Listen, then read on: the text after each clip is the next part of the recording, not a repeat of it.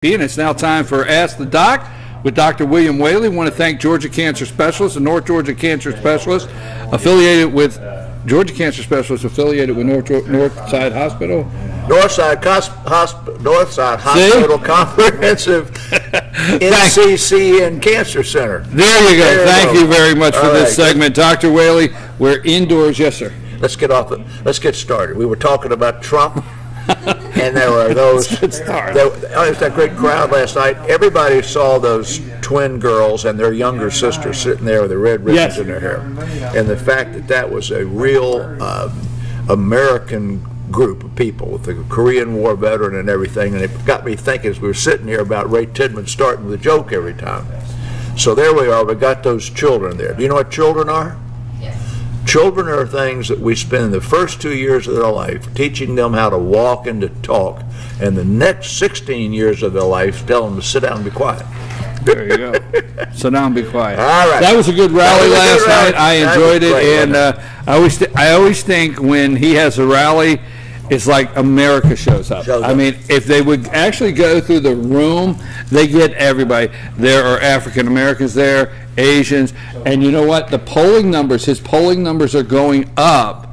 I better get in that with the All-Star panel. We better do questions. Along with the GNP and 4.1%, and along with the. Let's go. I could do the All-Star panel for hours at a time. We got to talk today. You have to stick around one day. Important questions today. I really want to stick with the questions because they're very important ones that we get all the time. Let's start with this first one, and I think many people think about this because they hear one day they may have to do it. What can I do to avoid a colonoscopy or a mammogram? I hear they hurt. All right, let's stick with the mammogram one first because it's a little bit easier and much shorter answer. Breast cancer fatality rates are going down like that. And beginning about 18 or 20 years ago, breast cancer diagnostic rates are going up like that. So if the rates are going up and the death rates are going down, there's got to be a reason for it. Well, there's a couple of reasons. One, detection began to be much more sophisticated and specific as mammography began to be recommended for women over age 40 or over age 50 or wherever it was when you started back 20 or 30 years ago, and it detected cancer at a small enough place to where you can get your hands around it and begin to cure it. And then over these decades, as we've talked many times before, our treatment has gotten better. So when people talk about doing something other than mammography, they've heard the story about you go get a mammogram and then they tell you to do an ultrasound and then they do a biopsy. So would an ultrasound substitute for a mammogram? And the answer is no. No recommendations that you use an ultrasound to substitute for a mammogram. I once invested in and lost a whole bunch of money on a company that was making a these things you put your finger on, they turn color when they get warm. Right. Was making a insert for the brassiere that picked up warmth and made a spot because breast cancer is a warmer thing in the breast than the normal tissue. And the idea was you'd wear that in your bra for about 2 hours and take it out. If there was a hot spot, you'd go and get a mammogram. That's called thermography. That turned out to be nothing. I lost my money. MRIs, people get a breast mammogram, so your breasts are pretty dense or something funny, go get an MRI. There is no recommendation ever that you do an MRI in place of a mammogram. And then there are other things. What CAT scans show? If I go take one of these $160 things and CAT scan me from head to toe, won't that show something in the breast? The answer is no. So the honest answer is, now put that chart up about mammography. The honest answer is there is no substitute for mammography. If there's breast cancer or ovarian cancer in your family, you're at higher risk than other people. And mammography, depending on who you read, the radiologist or Medicare who doesn't want to pay anyway, when should you start? And we really believe that you should start at about age 40. So this chart that you're looking at, and I'll give you the benefit of it, as you start, it tells you if in a screening program where you start at age 40, you start at age 50 or whatever, and then you end at 69 or 70. That's how many. That's annual exams. How many lives would you save for every 1,000 mammograms that you did? And the number around there is about 10. So by doing mammograms on 1,000 women over that period of time, you're going to save 10 lives. How many life years are you going to gain? That's how they discuss cost-benefit ratio. But if you look at the right-hand side of that, there are going to be some mammograms that have an abnormality in them that's not malignant that you will end up having to biopsy. And that's the thing that makes people say, well, I went for a mammogram and they found a spot, and then they biopsied the thing and it cost me $300 or something, and it wasn't cancer. Well, praise the Lord. And actually, that's the reason you do mammography. So the answer to this question is no. There's no reliable substitute for the mammogram. And the new way of doing it doesn't hurt as bad as the old way. And my recommendation is do mammography as you and your doctor say to do it. There you go. Okay, well, there's the second part of that question on a colonoscopy. This one has a much broader, much broader answer. Put up the chart, and if you put up that chart, I don't know if you can really see it, but I'm going to share it with you. There's a lot of things across the top of this list right here that are substitutes for colonoscopy. And the one that you see on television every day is the one that's called Cologuard. They show the guy bringing the UPS thing to the door, and then you take it in the house, they tell you collect it, and it gets sent back, and it goes off to the moon somewhere. That's a very sophisticated test that has been devised over time, where they do a very sophisticated genetic probe for polyps and pre-malignant cells that are shed, and blood. So if you do the Cologuard test and it's abnormal, you go straight to colonoscopy. The recommendations for colon cancer screening are that you start with colonoscopy at the age of 45. Those recommendations were just changed a couple of months ago from the age of 50. And the reason for that is, and I'm going to come back to Cologuard in a minute, is that there are two things about a test.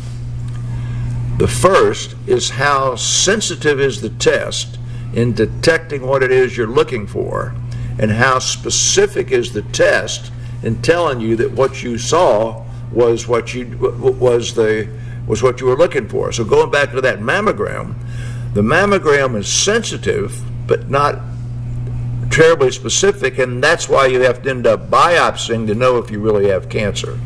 So going back over here to the colonoscopy, it has a very high degree of sensitivity because you're looking at the colon and you get to see something. A very high degree of specificity because while you're there, you take a clip of it and send it to the pathologist.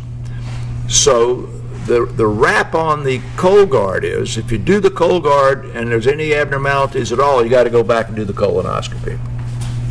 If you look at the next one on here, on the right-hand side is this new CT, or computed tomographic colonoscopy or colography.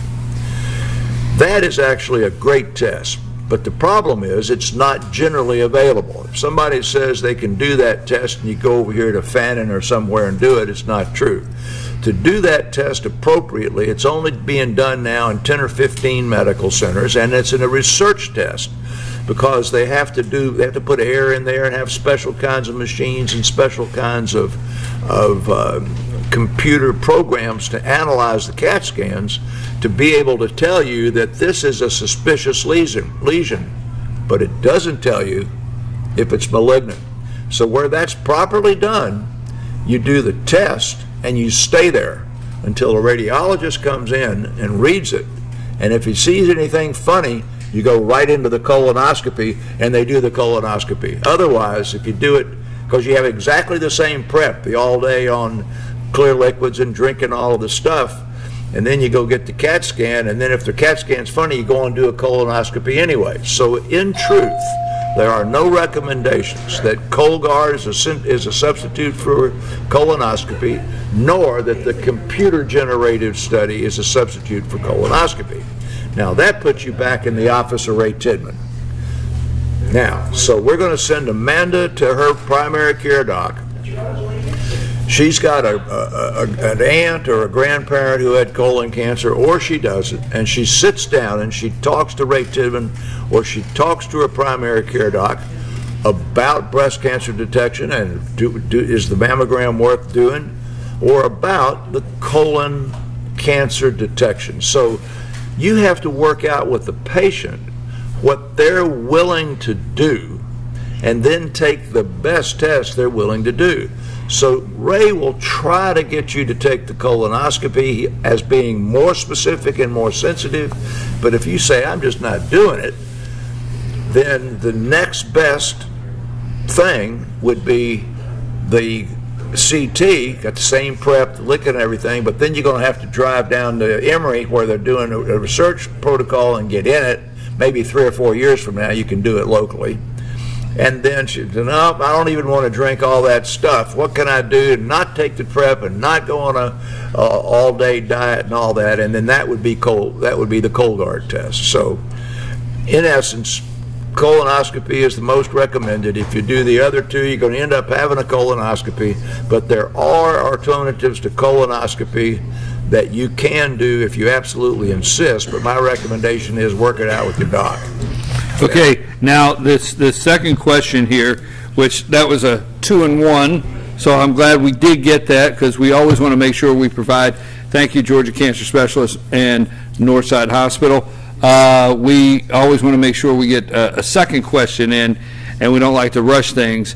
But can St. John's wort help with mild depression if you're concerned with taking strong, powerful prescription medications? I think this is a great and important question, because we were talking to the technologist over there, I won't use the name, who said that the technologist had taken this in the past. This is a question we get in oncology very frequently. Families will ask, if I give mom a St. John's wort, or if I take St. John's wort, will it help me with chemo brain, or will it help me with fatigue and things that I have? St. John wort has been recommended in the alternative internet, not just for depression, but for somatoform disorders like fatigue and so forth, menopausal symptoms, HIV infection, ADHD, and many other things. At the end of the day, I'm going to read exactly what it says in the recommendations in Up to Date. Given the inconsistent evidence for efficacy, the lack of regulated, standardized herbal products, we suggest not treating anything, but it's specifically here depression, with St. John's wort. There are also multiple interactions between St. John's wort and many commonly used medications. Now, I'm going to be quick on this, but I think it's important to do it. If you take a list of the adverse effects, just think about your TV ads where they talk about Humira for arthritis, and it's got Mickelson playing golf. Then they give you all these things, you can die and your hair can fall out. The most common drug reactions, listen to this, from St. John's wort include gastrointestinal symptoms, dizziness, confusion, tiredness, sedation, photosensitivity to the sun, dry mouth, urinary frequency, inability to have an orgasm or sexual interest, swelling, sensitivity to the sun and sun reactions where you blister. And then it can't be taken by children, and it can't be taken by women who might become pregnant. You know how they always say if you're pregnant or might become pregnant, don't take this drug because it causes birth defects? St. John's wort causes birth defects. And lastly, if you're taking prescription drugs, almost every prescription drug St. John's wort interferes with. So the way this thing was written, you don't want to take a, quote, powerful drug. The SSRI drugs virtually have almost no side effects. Almost nobody has to stop them for side effects. They have almost no drug interactions. So they are 20 times, 50 times more safe than St. John's wort. But people think, because this comes ground up out of a plant, it must be safer than this Prozac, Paxil, or whatever it is over here. So the answer to the question is no, but I want to put to rest forever, if I can, the idea that taking a herbal substitute or some natural thing that you get at the health food store off the internet is not the way to treat or prevent illnesses. The last thing we do before we shut up is go to the news. Right. All right, so I've said that this is not the way to prevent illnesses. Yesterday, vitamin D. We've been talking about vitamin D. Huge thing came out about vitamin D yesterday. This was a study of hundreds of thousands of people. We all know that vitamin D, we've already said, helps prevent cancer, does a million things. The question, how much do I need? Go buy one at the CVS or something, 600 or 800. But this one said, people who have a wide waist circumference have much greater vitamin D deficiency than those that do not. And that if they take the appropriate amount of vitamin D, their waist circumference may respond and go down. Now, order me some vitamin D. All right. So I'm not trying, I'm just saying. The All-Star panel is waiting in the wings. They are. Wait a minute. But they're okay. Go ahead. Well, I gave you already. Go ahead. I already gave you your joke about the children and the fact we teach them how to walk and talk in the first 2 years and tell them to sit down and be quiet for the next 16. And you said, I hope next week we're back at Sycamore Crossing. Next week, I'm going to be gone. I'm going to be a full-time nurse, and I'm going to be nursing my wife with a knee replacement, and I'm just anxious to do it, and I'm going to do a good job. And we hope that Ray Tidman's going to be here in my stead. And as I said earlier in the day, when you got the question about the colonoscopy and the question about the mammogram after listening to me, go see Dr. Tidman. Or if you're down in LJ, go over and see, anyway, I'm not going to get into that. Go see your local doc and talk about what can I do for myself, and hope Ray's here next week to ask questions. Well, we have the All-Star panel, but wait a minute. They're just going to have to wait. And I'll tell you why. Because something came out this week, a news report that I have been waiting to talk to you about, and they just have to be patient. Now, we talked about this in the past, so I love it that Americans are just rushing to send their DNA in. Oh. Stay with me. You stay right there. Don't drop the gun. That's right. I got it. So they're rushing to send their DNA. I love that, okay? They're self-identifying. They're identifying themselves. And so anyhow, we rushed. I understand it's like a $73 million year business now. No. It may be higher. Or much higher. Much higher. Okay. I think it's close to that's not where I'm going. All right. Now, what has come out is this one company. Is it 23andMe? Is that the name of it? Yes. All right. 23andMe. They are selling your DNA to pharmaceutical companies for research. They're selling your DNA information. Information, right. Okay. I thought we were running out of time. If you'll notice, we are out of time, but genetic data harmful. My recommendation, this came up some time ago about should I do a gene test, and I said don't do it because it's going to lead to fear, it's going to lead you to do something else. I didn't get into the hacking part. 23andMe is selling it, but the Ancestry.com and the other big one have both been hacked. And we now know that they've solved a murder in California by taking the DNA that was found at the scene of the crime, which was not the criminal, analyzing the DNA to find out who parents and siblings might be, and then by going into the database of 23andMe, they identified the person who's related to the person that was at the scene of the crime, and that's how they call it the Green River Strangler or whatever his name was, which everybody is for catching these criminals. But what they don't tell you is insurance companies can get this information, and then they can refuse to insure you, or they can make it hard for you because you carry a gene for breast cancer, they think, or something. I recommend don't do it. And I think that the industry is great for kidney transplants. You have to have the information, heart transplant.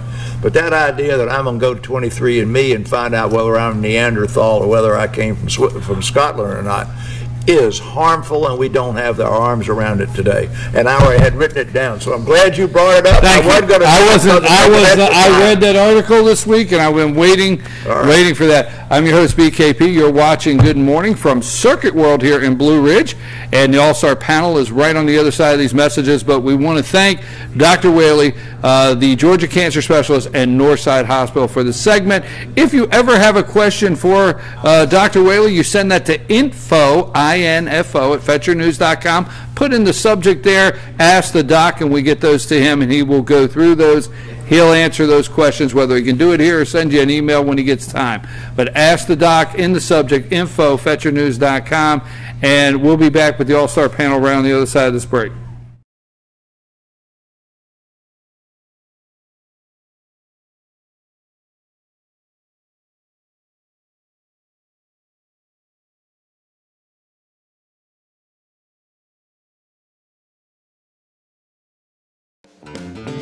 ACE is your helpful place for